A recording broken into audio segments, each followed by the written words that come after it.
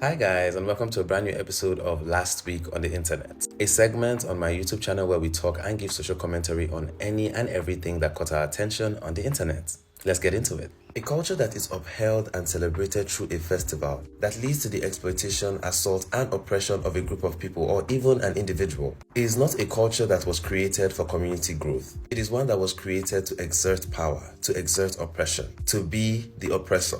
On Thursday, I came on Twitter in the evening and I saw chaos. There were a bunch of videos going around of a festival where women were seen being sexually assaulted, harassed, groped, and raped by crowds of men claiming to be engaging in a festival done by the Ozoro people. According to news outlets, this is a yearly festival that lasts for 7 days, which a lot of us found interesting because some of us have never heard about it in our entire lives. Not even caring about the use of the festival or why this festival even came about. It is said that when this festival is happening, women are not allowed out of their houses. They are warned to stay in their houses to avoid being sexually harassed. Now, if your reaction to that was, what? In 2025? What kind of barbaric culture is that? You will be correct, but sadly on the internet we see mixed reaction and a lot that has us questioning the wits of many people. Because if you were someone who saw the videos of what was happening in Delta State, you watched those videos and saw the fear in those ladies' eyes. You saw those women being stripped, their clothes torn, being laughed at by men, with no one coming to their rescue. And your resolve is, well, didn't they tell women not to come out of their houses during this festival, but they did not listen? You are a rapist. Yeah, I just have to break it to you that you are a rapist. A lot of people will come and say, oh, you're a rape apologist. Nope.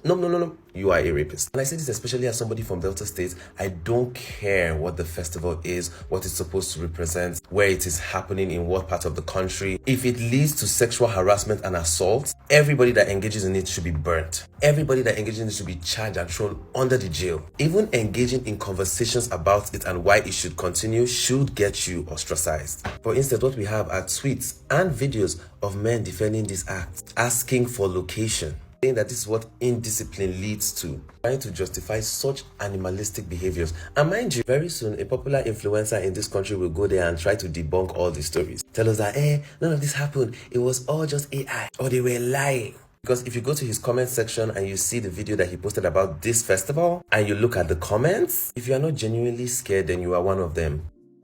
Because no sane human being with all their wits complete would come online to defend rape and assault. I don't even have to tell you, what about if it happened to your mother or happened to your sister? There's no need for that because there have been many stories here and there, so you guys should tell me which one is true. Some people say the king of Ozoro had no idea what was happening. Other people said that he knew that the festival was happening but had told them to abolish the tradition of assaulting women, but they still went ahead to do it. On the side of him not knowing about the festival at all, there have been claims of the arrest of some chiefs and cabinet members that authorized the festival to go on without the knowledge of the king. And lastly, I don't think it's cute that I would come online and be tweeting about how we need the government to do their work, to protect the lives of citizens, to get to work, and then the government is coming to come and tweet about how the government should get to work to do. My question is, who swore for us? We need to go and find the person and beg. It's serious. It's scary. These are very scary times.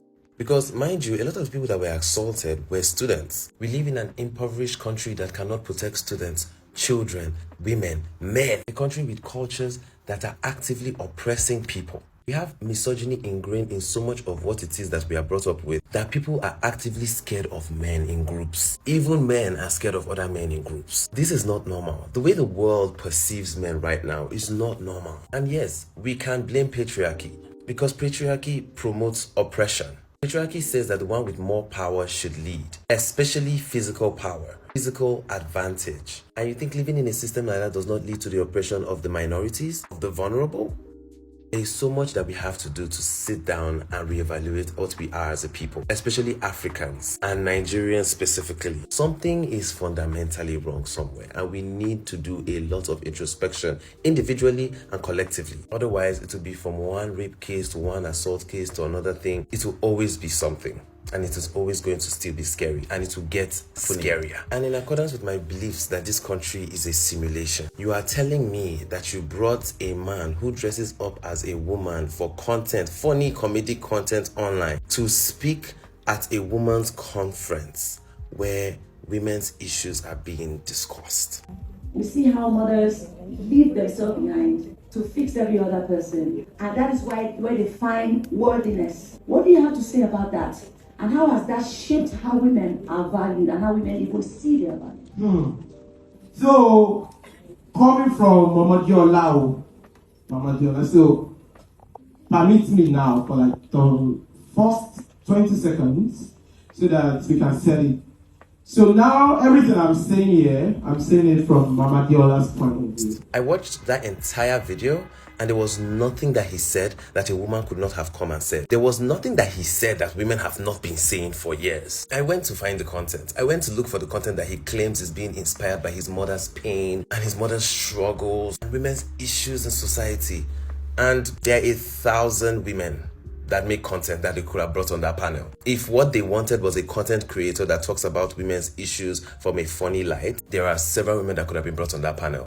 But as someone said in the comments, and I will be repeating it, the clout is more important than the message that is being passed. That is what we see a lot with a lot of these conferences. People that are being called to speak or talk or engage are hardly people that are knowledgeable when it comes to the subject matter. It is mostly influencers, popular people, celebrities, so that the news of whatever is happening will go far, not the substance of why it is happening. I want to say we are losing the plot, but honestly, did we ever have it? Because it makes no sense that women sat in the crowd looking at that man in his robe and hair tie or his shower cap, telling them that he understands their struggles. No, you do not. You do not understand their struggles and hence cannot create content that lights that highlights that. You cannot. And as a fellow man, I'm telling you that you do not. Nobody on the team, nobody on that conference planning team could say, why are we bringing this man on board when women could just be brought on board too if they are content creators? We are bringing a whole man to mansplain things that women have been saying for years so that we can clap for him. People will be so serious, please. Even with power supply in this country becoming so irregular almost to the point of non-existence. If you don't have light right now, don't worry, you're not alone. 16 out of Nigeria's 3 power plants are not supplying any electricity at all. The Genco say this is because they're in debt. They've said it's 6 trillion naira worth of debt.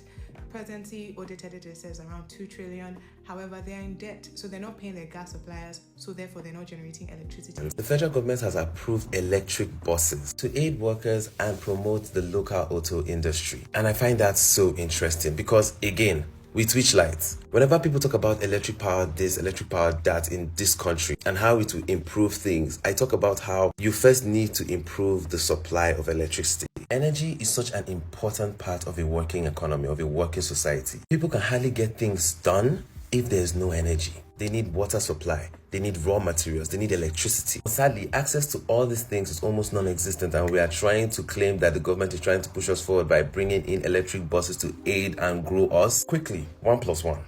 Because if your answer is not 2, then what the fuck are we doing? And this is going to be the last story I'll be hesitantly talking about today because I don't like talking about Twitch streamers because I think, for a lack of better words, that they are useless. However, I found this story very funny, so we're going to talk about it. A queen in Benin Kingdom is at risk of being thrown out of the palace for letting an unauthorized visitor into the premises of the palace. The Benin Traditional Council has stated that there was a serious breach of protocol when a certain influencer going by the name of Pella was let into the palace premises with his crew without proper authorization, causing embarrassment and disturbing the peace of the premises. The council stressed that the palace is not a public space, but is a historical monument that should be treated with respect. As part of information from the ongoing investigation on the matter, a chief who was linked to this unauthorized visit has been placed on indefinite suspension, while an involved palace staff member has been detained and is being charged by the Nigerian police for aiding the breach. And the queen that is linked to this incident is currently facing disciplinary actions that could lead to her being thrown out of the palace. And I hate to admit it, but this low-key is giving fan love, fan love. Calm down, nigga. Calm down. Fat love. And honestly, this is good because not everything is cruise. In fact, most things aren't cruise. I actually don't like the word cruise anymore because of what these streamers and these people have done to it. They use it to invalidate particular issues because you are going to sacred ground. You are going to traditionally owned places, things to go and do content, to go and stream. Do you think it's everywhere that will permit you to come in and stream? And even if it was fan love that made them let him into that palace. Now I have questions because you watch his streams, you watch his videos and you enjoy it. This is content that you want to promote. This is content that you sat with your friends and say, yeah, let the Benin Kingdom be seen on Pella Street. That is something that came to your mind. Honestly, everybody involved in it should collect. They need to teach some of you some lessons. I heard that the Benin Council also invited him over to answer questions, but we all know that he's not going to go face disciplinary actions. They did say that if he does not adhere to the invite, there will be legal actions. Honestly, I'm sad, and I will be following this news. I want to see what will happen, because people shouldn't be allowed to just desecrate sacred property. You know, as somebody that honestly cares. But that's all for today on Last Week on the Internet. Remember to click that subscribe button, drop a comment, and follow me on my social, where you can send me news that you want me to talk about at the end of the week, and I will do just that. Videos drop every Sunday, so share to a friend that would enjoy this during the weekend. Oh, and thank you guys for 600 subscribers. Bye guys.